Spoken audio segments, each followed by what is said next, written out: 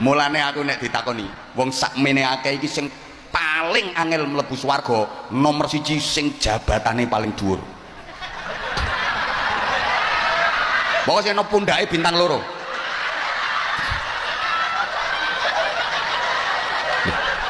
Ruwet urusane. Lho penak sampean ini mau dihisap apane sampean? Ora geblek apa-apa. Sampean paling ditakoni agama Islam, jenengmu Supiyah. Alamat Pamotan RT 7. Salat ora yuk? Salat wong Islam kok. Poso? Ramadan ya poso, lagi bar. Zakat tukang nompo. Haji ora? Duwe apa nggo haji? Wong aku nggarap sawahe bupati. Saiki dijaluk sawahe dienggo pondok. Jirene malaikat, ya wis nang swarga yu ngruweti akhirat iki ngono. Malaikat iki ngisap wong mlarati aras-arasen. Malaikat iki ngisap wong mlarati aras-arasen. Tapi nek iki kowe mbiyen dadi polisi ceritane piye? Kowe iki ora akpol kok iso dadi jenderal ceritane piye? Ayo. Nek akpol tahun piro ora tau akpol kok dadi jenderal. Kowe kok terus iso dadi kapolda ceritane piye kowe? Nyogok apa ora? Ayo. Lha kowe kok terus iso dadi gubernur bareng lho ceritane piye? Ayo.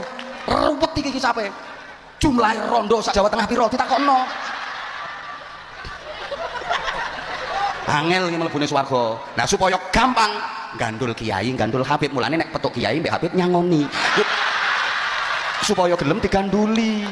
Niki sampean sok ning akhirat jenderal ono Habibidin kula melok gandul. Ora tau nyangoni gandul-gandul. Dikipatno ambek Habibidin. Ngono wae anak buah nang kon nyiapno jenderal. Ora Habibidin tok kula nggih. Biar kami setengah mati jaga mata, kalau kalian gentayangan habis amal kami.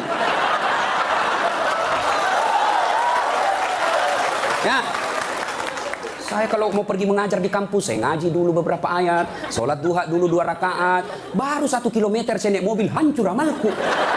Sebelah kanan ketek, sebelah kiri dada, di depan paha. Nggak mungkinlah saya jalan terus begini. Tiang listrik ku tabrak. Hei cewek, woi. Mari kasihani mata kami. Dilihat haram, tidak dilihat barang bagus. Kan terakhir kali kan aku bilang bahwa saya berbicara di zaman sekarang tentang sesuatu yang ideal itu adalah unpopular opinion. Misal contoh ketika aku bilang bahwa aku secara pribadi ya, aku tidak melibatkan siapapun, tapi aku secara pribadi aku tetap tidak bisa ngelihat orang-orang itu melakukan suatu kesalahan yang diwajarkan. Contoh misalnya ketika ada orang misalnya menjarah rumah orang lain, lalu dia berkata, bandingin dengan apa yang sudah dilakukan selama ini pada kita. Kita dimaling, kita diem. Nah, maka ini adalah sesuatu yang aku pembenaran. Karena bagiku itu nanti lama-lama jadi mental yang buruk. Dan mental ini ketika dia jadi apapun, dia jadi seorang ayah, dia akan jadi ayah yang zolim. Dia jadi seorang bawahan, dia akan jadi bawahan yang zolim. Dia jadi atasan, dia akan jadi atasan yang menzolimi. Hantu itu ada. Siapa bilang hantu sudah ada? Hantu ada kan, Bang? Hantu ada kan? Hantu, Nyi Blorong, Nyi Roro Kidul, Sundel Bolong, Dracula, Suster Ngesot, itu semuanya jin. Apa namanya? Jin. Apakah jin itu ada? Ada. Oh, celananya ada kok. Celana jin. Kalau jin nggak ada, nggak mungkin ada surat juz 29, namanya surat Al-Ansin. Nggak mungkin ada ayat alladzi yuwaswisu fi sudurin nas minal jin. Itu menunjukkan jin itu ada. Makanya jin itu di dalam toilet kamar mandi dia sudah hidupkan kamera streaming. Satu hal yang perlu kamu ingatkan dalam hidupmu, jangan pernah memaksakan dirimu berada di tempat yang tidak diinginkan. Sebanyak apapun pengorbanan dan kebaikan yang kamu lakukan, semua itu tidak akan pernah berharga jika berada di tempat yang salah. Yang ada hanya kesalahan dan kekuranganmu yang akan selalu dicari. Bahkan di saat kamu diam sekalipun. Maka jangan pernah menjadi pelangi di depan mata orang yang buta warna. Karena kamu tidak akan pernah bisa meyakinkan seekor lalat untuk menyukai bunga daripada sampah. Saya sebelum masuk Islam ya, saya nggak suka sama azan juga. Sama, bukan nggak suka ya. Ya azan terserah deh. Tapi nggak mungkin saya mengumandangkan azan dong. Atau nggak mungkin saya kemudian beliin orang speaker untuk azan dong. Nggak mungkin. Karena saya nggak menyukai itu. Itu bukan sesuatu preferensi saya kan gitu maksudnya. Ketika saya belum muslim, tapi ketika saya sudah muslim, saya udah cerita bagaimana pengaruh azan tuh bagi saya. Bagaimana arti azan tuh bagi saya ketika saya sudah masuk Islam. Nah, maka itu yang bisa kita duga. Boleh Ya kan? foto priwet nggak? Hah? Foto priwet. Nggak boleh. Berarti nggak ada kenang-kenangan. Ustadz, boleh nggak kalau foto tapi nggak bersentuhan? Nah boleh. Foto Nabila foto sendiri, Raymond foto sendiri, terus kita edit deh. Nggak sih. Nah itu nggak Misalnya kayak di apa-apa. tangga nih, di sini Iya. di situ nggak boleh Ustadz tetap. Nah itu kalau ada yang kayak gitu, selama misalnya kita bisa batasin, misalnya tidak sampai kayak holwat, itu nggak ada masalah. Karena pernah dengar nggak orang masuk surga ngapain? Di surganya ngapain? Di surganya ngapain? Katanya sholat ya. Oh nggak perlu sholat Nggak, lagi di ya? Kristen apa misalnya? Di Kristen aja. Di Kristen ngapain? Boleh nggak bawa agama lain nggak? Enggak, ini kan agama lu. Justru di agama lu yang lu Heeh. di agama lu kalau di surga ngapain? Oke. Ya, iya. Koi, yang lu tahu di surga ngapain? Kalau di surga? Bebas ngapain aja gak sih? Iya, yang lu tahu apa aja? Bikin konten sebelum sekolah. Yang pasti sholat sudah bukan kewajiban. Bukan kewajiban. Ya. Sama bidadari. Sama bidadari. Minum khamar. Sama Minum bidadari. homer bisa, minum homer bisa. Boleh minum alkohol di Ada surga. alkohol. Oh, homer Kan udah nggak ada larangan Ada apapun. sungai alkohol. Makan babi. Ada. Bisa udah. Iya, ada sungai, ada sungai Homer.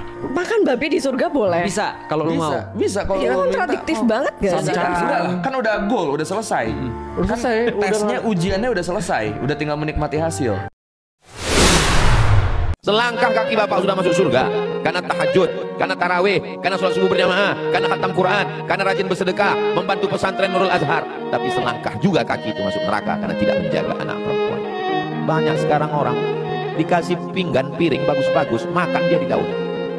Apa maksudnya Pak Ustaz?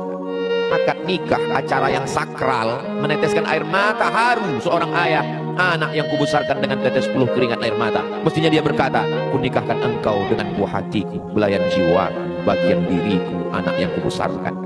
Perempuan yang kucintai setelah ibuku, istriku, dia adalah anakku. Dititipkan kepadamu, wahai calon menantuku. Tapi di hari yang sakral itu apa yang terjadi? Kunikahkan engkau. Kan boleh tahu lagi kemudian. Kenapa bisa bapak itu marah? Kenapa giginya rapat? Married by accident. Kadang, yang terbaik bukan untuk dikejar, tapi untuk dibiarkan berjalan sebagaimana mestinya. Tidak semua hal harus kita pahami, tidak semua rasa harus kita miliki. Berhentilah mengejar yang terus menjauh, bukan karena kamu kalah, tapi karena kamu mulai bijak. Ada keindahan dalam membiarkan sesuatu tetap menjadi misteri, sebab misteri mengajarkan kita menerima tanpa harus memiliki, dan dari situ hati belajar tenang. Ya, jadi kalau mau diangkat derajat itu ada dua caranya. Satu pakai iman, dua pakai ilmu. Pilih di antara dua ini. Kalau pakai iman jalannya ibadah. Perbanyak ibadah, derajat Anda terangkat. Yang kedua ilmu. Ilmu makin tinggi, derajat Anda meningkat. Ya, S1 dengan S2 salarinya kan beda. Dengan S3 lain, tempat kerjanya sudah beda, itu sudah hukum. Itu ada di Quran surah 58 ayat 11. Yarfa'illahu alladhina amanu minkum walladhina utul ilma darajat. Saya maunya ibu-ibu itu jumpa sama saya ceritakan bagaimana mak saya. Sampai terpikir saya waktu di Mesir itu 4 tahun nggak pulang. Jangan-jangan aku ini anak angkat. Pulang saya setelah 4 tahun, 98 berangkat 2002 pulang. Mak rindu nggak sama aku waktu aku di Mesir? Aku rindu betul sama kau. Jadi gimana cara mak kalau rindu? Ku cari anak-anak yang hitam macam kau. Ada anak tetangga hitam, itu ku belikan baju hari raya, ku undang makan, karena ku tengok dia hilang rinduku sama kau. Begitu rupanya cara dia mengobati hatinya. Setelah saya